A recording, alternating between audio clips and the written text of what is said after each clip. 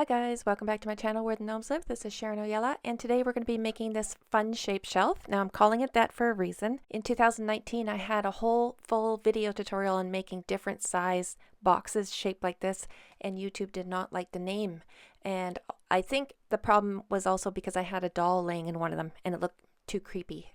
So I took the video down and I was going to edit out the bad parts and the words, but my computer crashed and I lost that video entirely. But the blog post that I had connected to it is still up on my blog, and I'm going to put the link in the pinned comment below, but I'm just going to show you real quick here.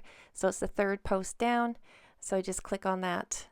And then we're going to scroll down past the ad, scroll down, and there was the picture, the cover photo, and then I had the supplies list, and then the video you can see is no longer available. But if you keep scrolling down, I have measurements for other sized boxes if you need measurements, okay? I think the method that I'm going to show you today is so simple that you're going to be able to transfer it into any shape size that you want to do. But just in case you do need some measurements, I do have those there available for different size boxes. Okay, so let's get on with the supplies list. Remember, there are detailed timestamps and links in the pinned comment below. Alright, so we're going to need some cardboard. I'm just using cardboard off an oat box, an X-Acto blade, a ruler, a pair of scissors, and the glue I'm recommending for this is tacky glue. It's going to grab on a lot faster and make your job easier. A little bit of masking tape and a pen, of course, and that's about it. So let's get started. Alright, so I found this box here and I'm just going to cut this down and then I'm going to square it all up and get it ready to make my shelf. Now mine is going to be the size of the room, what I need for the size of the room. So I'm doing a 4 1/4 by 2 inch rectangle. Okay, 4 1/4 by 2 inch rectangle. And now I'm going to make the shoulder mark, and I've chosen 1.5 inches. I'm going to make a mark there, 1.5 inches from the top down, and that's the shoulder mark. Now on the outside of the rectangle, I'm going to put a dot at 1/4 inch from that shoulder mark. Now at the top, from the sides in, I'm going to choose 1/2 inch at the top and the bottom. And then I'm going to be connecting dots. So there was my 1/2 inch mark. Now I just connect those dots.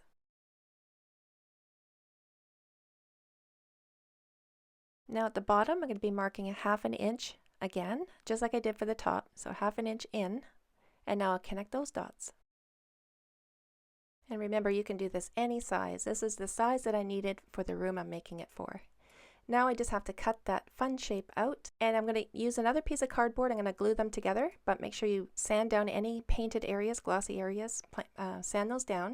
And now I'm going to add my glue, make sure to spread that around evenly across the entire surface. And then place that right in the center, making sure that there's room all the way around for adding walls later.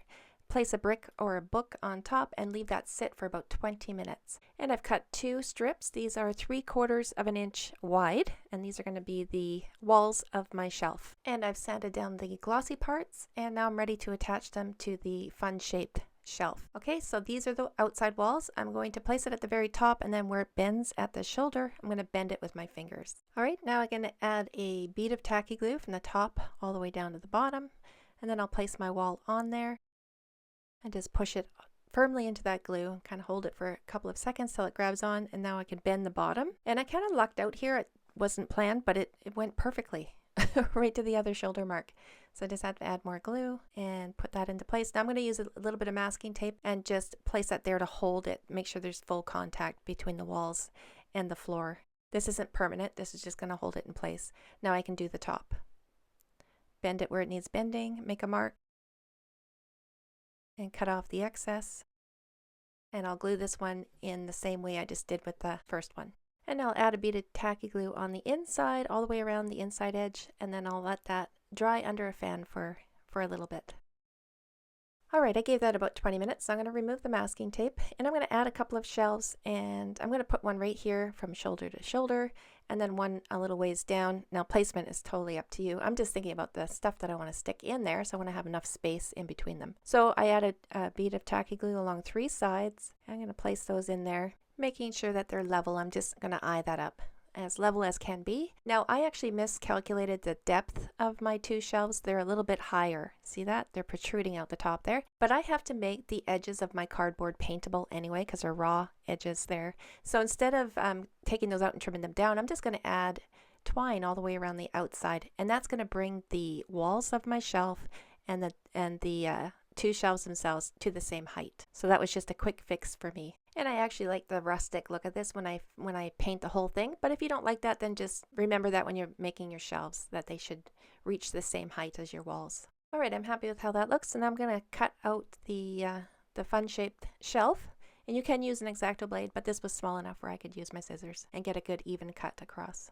Now I'm going to make the edges paintable, but I'm also going to add a layer of white glue to the twine itself.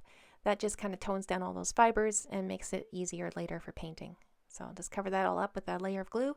And now I'm going to make my two shelves paintable as well. So I'm going to add the glue, and then I'll put a piece of newspaper right in that glue and then paint the glue over top.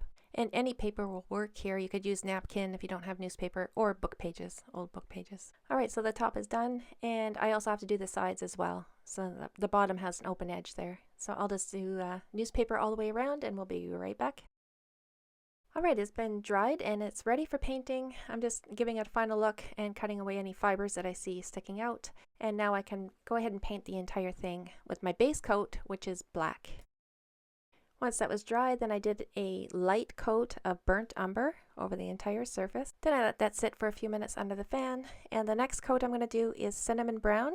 And again, the entire surface with a light coat of cinnamon brown. Once that's done, let it dry for a little bit.